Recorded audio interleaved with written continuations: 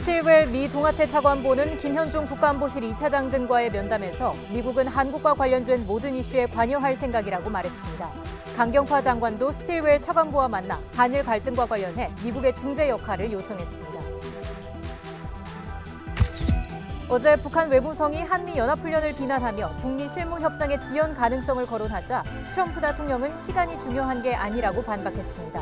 이달 중순 예정됐던 실무 협상 재개 시점이 늦춰질 것이라는 전망이 나오고 있습니다. 타다와 택시업계의 중재안이 나왔습니다. 앞으로 타다 등 플랫폼 사업자도 택시 사업을 할 수 있지만 수익금 일부를 사회적 기여금으로 내야 하고 규제도 크게 강화됩니다. 택시업계에는 월급제 도입과 감차가 추진됩니다. 국세청이 민생 침해 탈세 혐의자 163명에 대해 세무조사에 착수했습니다. 불법 대부업을 하거나 명의를 위장해 유흥업소를 운영하는 등 서민을 상대로 이익을 챙기면서 세금을 탈루해온 사람들이 조사 대상입니다. 여름 휴가철을 맞아 숙박과 여행, 항공 분야 소비자 피해주의보가 발령됐습니다. 숙박료 환불 거부나 여행 취소 시 과다 위약금 요구, 값싼 항공권의 경우 환급이 되지 않는 경우가 많아 주의가 필요합니다. 장마전선이 북상하면서 모레까지 전국에 최고 150mm 이상의 많은 비가 내리겠습니다. 일요일에는 제5호 태풍 다나스가 서해로 진입해 전국이 태풍의 영향권에 들 것으로 보입니다.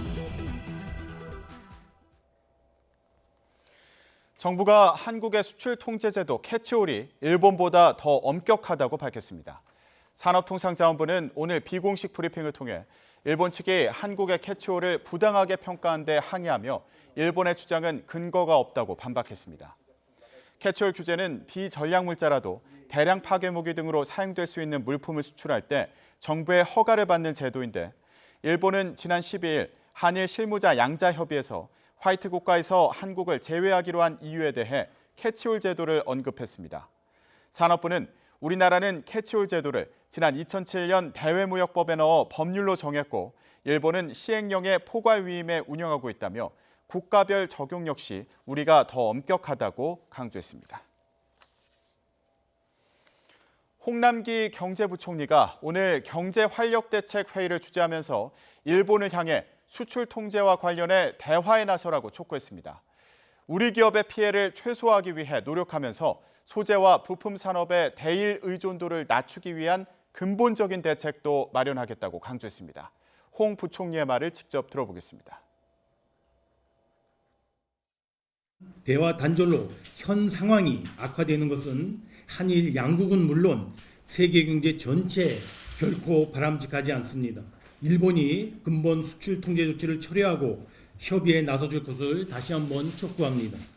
정부는 현재 일본의 일방적인 수출 통제 조치에 대해 단호함과 함께 차분하고 촘촘하게 대응해 나가고 있다는 점을 말씀드립니다. 당장의 작은 부분이더라도 대체 수입선 확보 노력을 지원하는 등 법무부처 관계부처 장관회의를 주기적으로 개최하면서 지원에 총력을 기울여 오고 있습니다. 근본적인 대책의 일환으로 소재, 부품, 장비 산업의 대일 의존도를 낮추고 차제의 한 차원 높은 산업 경쟁력 확보를 위한 소재, 부품, 장비 산업 종합대책을 마련 중이며 조만간에 발표할 예정입니다.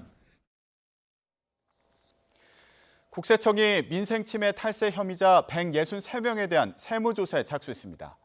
국세청은 명의위장 유흥업소와 불법 대부업자, 불법 담배 제조업자, 장례 상주업체 등 서민을 상대로 불법 탈법 행위로 큰 이익을 거두고도 세금을 탈루하는 민생침해 탈세 사범에 대해 전국 동시 세무조사를 벌이고 있다고 밝혔습니다.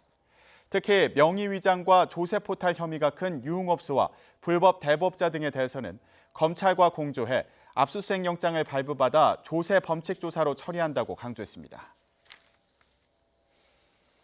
서해에서 잠수함의 잔만경으로 보이는 물체를 봤다는 신고와 관련해 군 당국은 대공용이점이 없다고 결론 내렸습니다. 합동참모본부는 신고 접수 뒤 주변 해상과 해안을 차단하고 수색정찰과 함께 지역 합동정보조사를 벌인 결과 이같이 판단했다고 밝혔습니다. 이어 현장 확인 과정에서 신고자가 어망부표로 추정된다고 진술했고 해당 지역의 수심도 얕아 잠수함이 침투하기 어렵다고 덧붙였습니다. 도널드 트럼프 미국 대통령은 우리는 북한과 엄청난 진전을 이뤘다며 시간은 절대적으로 중요한 것이 아니라고 말했다고 로이터 통신이 보도했습니다. 북한이 미국과의 실무협상 재개에 한미연합훈련을 연기한 가운데 서두르지 않겠다는 기존의 입장을 재확인한 것으로 풀이됩니다. 미국 국방장관 지명자가 동맹국들이 공평한 방위비 분담금을 내도록 계속 압박할 것이라고 밝혔습니다. 주한미군 방위비 분담금 협상을 앞두고 한국에 대한 압박도 거세질 것으로 보입니다. 김영수 기자가 보도합니다. 미국의 동맹들과 파트너들이 공동의 안보에 좀 더 공평하게 기여하도록 압박을 계속할 것이다. 마크 에스퍼 미 국방장관 지명자가 상원 군사위 인준청문회에서 부자 동맹을 언급하며 내놓은 발언입니다. 에스퍼 지명자는 이어 미국 협상팀이 다음 방위비 분담금 협정에 동맹으로서 접근하고 공정한 분담을 합의하는 게 중요하다고 말했습니다. 부유한 동맹국들이 더 기여해야 한다는 트럼프 대통령의 발언도 상기시켰습니다. 하반기 본격화할 주한미군 방위비 분담금 협상을 앞두고 한국에 대한 공세를 예고한 것으로 해석됩니다. 한미연합 군사훈련에 대해선 주한미군의 군사적 준비 태세를 유지하기 위해 필수적이라고 밝혔습니다. 북한의 잠재적 군사 위협에 대해 미국과 한국군이 함께 대응할 수 있도록 보장해 준다는 겁니다. 에스퍼 지명자는 또 호주와 일본, 한국을 핵심 동맹으로 꼽은 뒤 2차 세계대전으로 거슬러 올라가는 역사적 적대감이 동맹 강화에 방해가 되고 있다고 지적했습니다. 그러면서 앞으로의 과제는 동맹과 파트너십을 계속 구축하는 것이라고 덧붙였습니다. 한일 갈등을 직접 언급한 것은 아니지만 우려와 협력의 필요성을 에둘러 표현한 것으로 보입니다.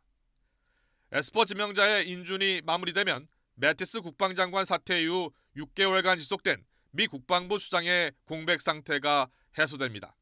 YTN 김영수입니다. 미국 상원이 페이스북이 야심차게 추진 중인 가상화폐 리브라에 대한 청문회를 열고 출시 위험성을 경고했습니다. 규제와 정보 유출을 둘러싼 우려가 제기되면서 비트코인 등 가상화폐 시장이 급락했습니다. 조수연 기자가 보도합니다. 페이스북의 자체 디지털 화폐 리브라 발행 계획을 둘러싼 미 상원 은행위원회 청문회. 공화와 민주 양당 의원들이 한 목소리로 우려와 불신을 나타냈습니다. 페이스북에 잇따른 정보 유출 사건을 거론하며 소비자 데이터 보호 면에서 신뢰할 수 없다고 주장했습니다. 규제 우려와 함께 돈 세탁 등 범죄 악용 위험성도 제기했습니다. We'd be crazy to give them a chance to experiment with people's bank accounts, to use powerful tools they don't understand, like monetary policy. 증인으로 출석한 페이스북의 데이비드 마커스 부사장은 무엇보다 전문성과 질서 확보에 노력을 기울여 왔다고 설명했습니다. 사전에 제출한 발언에서는 적절한 승인을 받을 때까지 리브라를 제공하지 않겠다는 입장을 밝혔습니다. 애초 내년 상반기로 목표한 출시 시점을 늦출 수 있음을 시사한 겁니다. 리브라가 실제 운용에 들어가면 페이스북은 100여 개의 참여 기업 중 하나일 뿐 특별한 권한은 갖지 않는다고도 강조했습니다. We will not control either Libra, the currency, or the association, and we agree that no company should control such a network or digital currency. 하지만 최근 트럼프 미국 대통령과 문우신 미 재무장관의 견제 발언에 이어 상원 청문회에서도 리브라가 집중 포화를 맞으면서 출시까지 험로가 예상됩니다. 또 청문회 내내 디지털 화폐에 대한 부정적인 기조가 이어지면서 가상화폐 시장도 급락했습니다. 선두주자 비트코인이 13% 넘게 떨어지면서 $10,000 선이 무너지는 등 리브라에 대한 우려가 가상화폐 전체 시장의 불안감으로 확산되는 모양새입니다. YTN 조수연입니다. 고용노동부는 직장 내 괴롭힘 사건 처리의 전문성을 높이기 위해 지방고용노동청에 직장 내 괴롭힘 전담 근로감독관 제도를 운영하기로 했습니다. 현재 167명의 전담 근로감독관이 지정돼 있으며 직장 내 괴롭힘 상담의 특성을 고려해 별도의 독립된 공간에서 진정 사건을 조사하게 됩니다. 또 지방 관서별로 전문가 등으로 구성한 직장 내 괴롭힘 판단 전문위원회를 구성하고 업무 처리 과정에서 직장 내 괴롭힘 여부가 분명하지 않은 경우 위원회를 거쳐 판단할 수 있도록 했습니다. 아직 취업 규칙에 직장 내 괴롭힘에 관한 사항을 반영하지 못한 기업에는 25일 이내에서 시정 기간을 주고 이 기간 안에 반영하지 못하면 과태료 500만 원을 부과합니다. 조희연 서울시 교육감은 현 고교 체제를 일반고 중심으로 단순화하기 위해 교육부의 법률 개정과 함께 자사고 폐지에 대한 국민적 공론화를 제안했습니다. 조 교육감은 오늘 서울시 교육청에서 기자간담회를 열고 자사고 존폐 문제는 초중등교육법 시행령의 자사고 근거 조항을 삭제해야 근본적인 해결이 가능하다며 이같이 밝혔습니다. 조 교육감은 이어 교육부가 법령 개정 의지가 없다면 자사고와 외고의 제도적 폐지 여부에 대한 국민적 공론화를 국가교육회의에서 진행할 것을 제안했습니다. 정부가 발표한 택시 등 운송 서비스 제도 개편안에 대해 모빌리티 업계는 새로운 업체의 시장 진입이 어려워지고 자금력이 강한 대기업이 시장을 잠식할 것이라며 우려를 나타냈습니다. 타다는 입장문을 내고 기존 택시 산업을 근간으로 대책을 마련해 새로운 산업에 대한 진입 장벽은 더 높아졌다며 기존 제도와 이해관계 중심에 한계가 있는 것으로 보인다고 지적했습니다. 또 앞으로 기존 택시 사업과 모빌리티 산업을 포함해 국민 편익 확대 차원에서 새로운 접근과 새로운 협약이 필요하다고 강조했습니다. 또 다른 카풀 업체인 플러스도 입장을 내고 우버 등 자금력이 있는 글로벌 기업이나 국내 대기업 중개 플랫폼에 대다수의 가맹 사업자가 결합을 시도할 것이라며 우려를 나타내기도 했습니다. 여름 휴가철인 7, 8월에 숙박과 여행, 항공 분야에 대해 소비자 피해가 몰리면서 소비자들의 주의가 요구됩니다. 한국소비자원과 공정거래위원회는 이들 3개 분야 소비자 피해가 지난 3년 동안 해마다 증가 추세이고 전체 피해의 21%가 7, 8월에 접수됐다며 소비자 피해주의보를 발령했습니다. 대표적인 피해 사례는 위생이나 시설 관리가 불량한 숙박시설의 환급 거부와 질병에 따른 여행 취소 뒤 과다한 위약금 부과 등이었습니다. 요즘 스파이더맨과 알라딘 같은 외화가 박스오피스를 점령하고 있습니다. 특히 입체 화면 등을 보여주는 특수 상영관이 흥행과 매출 면에서 상당한 역할을 하고 있습니다. 최두희 기자가 보도합니다. 정면뿐 아니라 좌우에서도 거대한 괴물이 나타납니다. 700만 관객 돌파를 눈앞에 둔 스파이더맨 파프럼 홈을 3면에서 볼 수 있는 특별관입니다. 전체 러닝타임 가운데 3면 상영 분량만 40분에 달하는데 이 포맷으로 개봉 첫 주에만 15만 명에 가까운 관객을 모았습니다. 확 트인 느낌을 받았고 더 몰입할 수 있었어요. 왜냐하면 앞과 옆이 다 스크린으로 채워져 있다 보니까 조금 더 내가 영화 안에 들어가 있다라는 느낌을 받아서 보는데 정말 몰입이 잘 됐습니다. 2개월 동안 영화 후반 작업 과정에서 제작사인 마블 스튜디오와 긴밀하게 협업한 결과입니다. 다채로운 재미를 줄 수 있는 씬들이 감초 같은 씬들이 뭐가 있을까라고 이제 고민을 많이 이제 처음에 선정을 할 때 하는데 그런 부분들도 같이 좀 놓치지 않고 저희가 좀 촘촘하게 흥행 역주행을 거듭하며 디즈니 실사영화 가운데 처음으로 1000만 관객을 돌파한 알라딘의 흥행엔 오감 체험 특별관인 4DX 등 특수관 상영이 한몫했습니다. 특히 모션 의자에 앉아 마법의 양탄자를 타는 경험을 느끼려는 관객이 잇따르면서 역대 4DX 사상 최고 흥행 신기록도 세웠습니다. 기존의 어두운 상영관에서 벗어나 거실에서 보는 밝은 상영관 컨셉으로 연 극장도 인기입니다. 고객들의 달라진 기호와 트렌드에 맞춰서 끊임없이 개발을 하려고 하고 있고요. 앞으로도 좀 더 그 컨셉 부분이 좀 더 강조가 된 그런 테마형 극장을 꾸준하게 만들 계획으로 있습니다.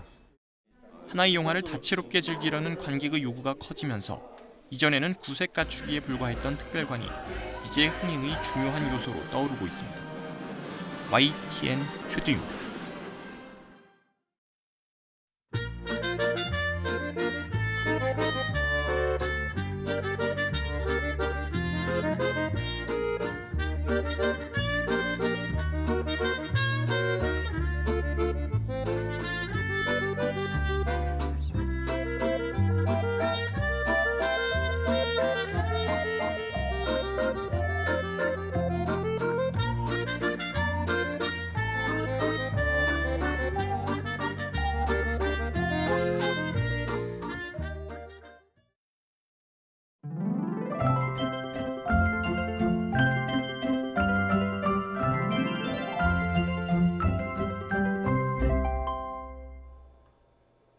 무더위 속에 나흘 만에 다시 장마 전선이 북상하고 있습니다. 현재 레이더 영상을 보시면 제주도에는 장맛비가 내리기 시작했는데요. 퇴근길 무렵에는 전남 지방에도 장맛비가 내리겠고요. 내일은 경기 남부와 강원 남부, 충청 이남 지역까지 확대되겠습니다. 이번 장맛비는 모레 오전까지 길게 이어질 것으로 보입니다. 우선 내일까지 남해안과 제주도에는 최고 150mm 이상의 많은 비가 오겠고요. 남부 내륙에는 최고 80mm, 그 밖에 대부분 지역에는 5에서 40mm의 비가 예상됩니다. 반면 장마권에 들지 않는 수도권과 강원도는 내일도 무더위가 기승을 부리겠습니다. 이에 따라 서울과 경기 동부, 영서 지역에는 폭염주의보가 내려졌습니다. 내일은 폭염주의보가 내려진 중북부 지역을 중심으로 33도 안팎의 무더위가 기승을 부리겠습니다. 서울 낮 기온 33도, 광주 27도, 부산 25도, 평양 31도로 예상됩니다. 이후 장마 전선의 영향으로 일요일과 월요일 사이에는 전국에 장맛비가 내릴 전망입니다. 설상가상, 장마에 이어 태풍까지 날씨의 변수로 등장했습니다. 현재 5호 태풍 다나스가 필리핀 부근에서 북상하고 있는데요. 태풍은 타이완을 지난 뒤 우리나라로 방향을 틀 것으로 보입니다. 앞으로의 진로는 유동적이지만 일요일과 다음 주 월요일까지 태풍의 영향권에 들 가능성이 있으니까요. 미리 대비 잘해주셔야겠습니다. 지금까지 날씨 정보였습니다. 더 뉴스 마치겠습니다. 저희는 내일도 진실에 한 발 더 다가가겠습니다. 고맙습니다.